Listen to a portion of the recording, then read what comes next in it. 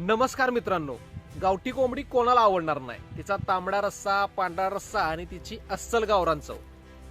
पण मित्रांनो, ही कोंबडी जितकी खायला झणझणीत तितकीच ती पाळायला परवडते का? आजकाल सोशल मीडियावरती आणि गावाकडच्या गप्पामध्ये एकच विषय रंगतोय आणि तो म्हणजे गावठी कोंबडी पाळा आणि लाखो रुपये कमवा. पण हे खरंच शक्य आहे का, की आपण एका मोठ्या गणितात फसतोय? म्हणूनच आज आपण गावठी कुक्कुटपालनाचं एक कडू सत्य उघडणार आहे, की जे तुम्हाला कोणीही सांगणार नाही.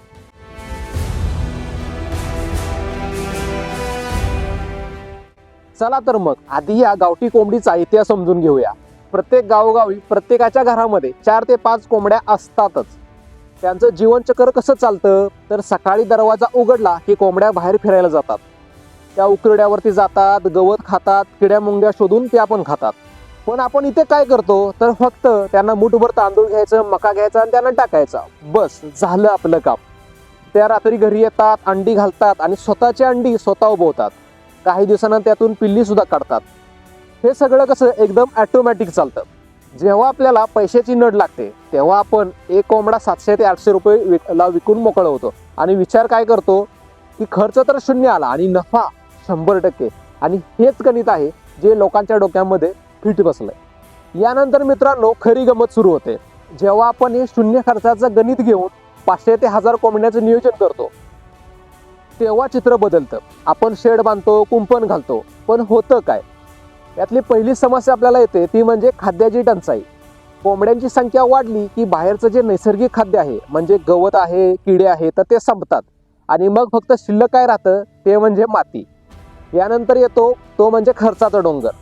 नाईलाजाने आपल्याला यानंतर जे दुकानचं महागडं खाद्य आहे तर ते आणावं लागतं. कारण बाजारातलं वेस्ट किंवा ज्या इतर गोष्टी आहेत म्हणजे मका असेल किंवा तांदूळ असेल, हे फक्त जर त्यांना खाया घातलं तर त्यांची वाढच होत नाही, म्हणजे आपल्या अपेक्षेप्रमाणे त्यांची ती वाढ होत नाही. आणि त्यात महत्त्वाची गोष्ट समजून घेण्यासारखी काय आहे तर गावठी कोंबड्यांची जी वाढ आहे म्हणजे नैसर्गिकरित्या जी वाढ आहे तर ती खूपच स्लो आहे. तुम्ही तिला कितीही महागडं खाद्य घाला, ती बॉयलरसारखी एका महिन्यात किंवा 3 महिन्यात वाढत नाही. तिला तयार व्हायला 5 ते 6 महिने लागतात. त्यात आणि ह्या ज्या कोंबड्या आहेत तर त्यांचा जो मूळ स्वभाव आहे म्हणजे त्या खूप ॲग्रेसिव्ह असतात. मोकळी जागा कमी पडली की त्या या कोंबड्या ज्या आहेत तर ती एकमेकांचं पंख उपटायला सुरुवात करतात आणि यामुळं पक्ष्यांची जी क्वालिटी आहे तर ती खराब होते आणि मार्केटमध्ये आपल्याला याचा खूपच कमी भाव मिळतो. मग शेवटी एकच प्रश्न शिल्लक राहतोय की यावरती उपाय काय? का खरोखरच गावठी कुक्कुटपालन बंद करावं लागेल? तर अजिबात नाही. पण ते गावठी कुक्कुटपालन करण्याची आपल्याला जी पद्धत आहे तर ती बदलावी लागणार. यातली पहिली गोष्ट म्हणजे काय तर मर्यादित संगोपन. गावठी कोंबड्यांची संख्या आहे तर ती जमिनीच्या उपलब्धतेनुसारच ठेवायला लागेल.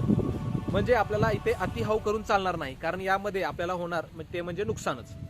आणि दुसरी गोष्ट म्हणजे जातीची निवड.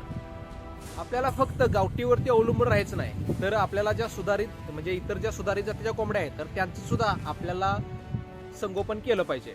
आणि तिसरी गोष्ट म्हणजे डायरेक्ट मार्केटिंग. आपण कुठलाही जे मध्ये दलाल असतात तर त्यांना विक्री न करता थेट आपल्या फार्मवरूनच आपल्याला विक्री केली पाहिजे. यानंतरचा जो चौथा महत्त्वाचा पॉईंट आहे तर तो म्हणजे क्वालिटीचे ग्राहक.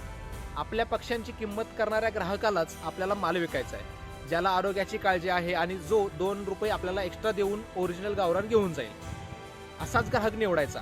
आणि महत्त्वाची गोष्ट म्हणजे भंगार ग्राहकासाठी आपल्याला अजिबात वेळ द्यायचा नाही, कारण यामुळे आपल्याला आपला पैसाही वाया जातो आणि आपल्याला जे मिळणारे पैसे आहेत तर ते सुद्धा खूप कमी मिळतात.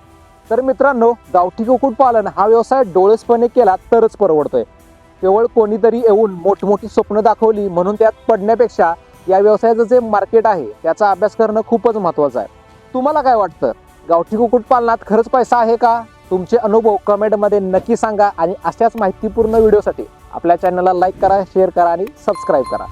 मित्रांनो, जर कुक्कुटपालन हा व्यवसाय तुम्हाला प्रॉपररित्या करायचा असेल आणि त्या संदर्भात तुमचे काही प्रश्न असतील, शंका असतील किंवा तुम्हाला या कोंबड्यांचं जे नियोजन आहे, संगोपन आहे तर ते कसं करतात, ओव्हरऑल सर्व ह्या गोष्टी आहेत तर ते तुम्हाला आपल्या माहिती पुस्तिकेमध्ये मिळतील.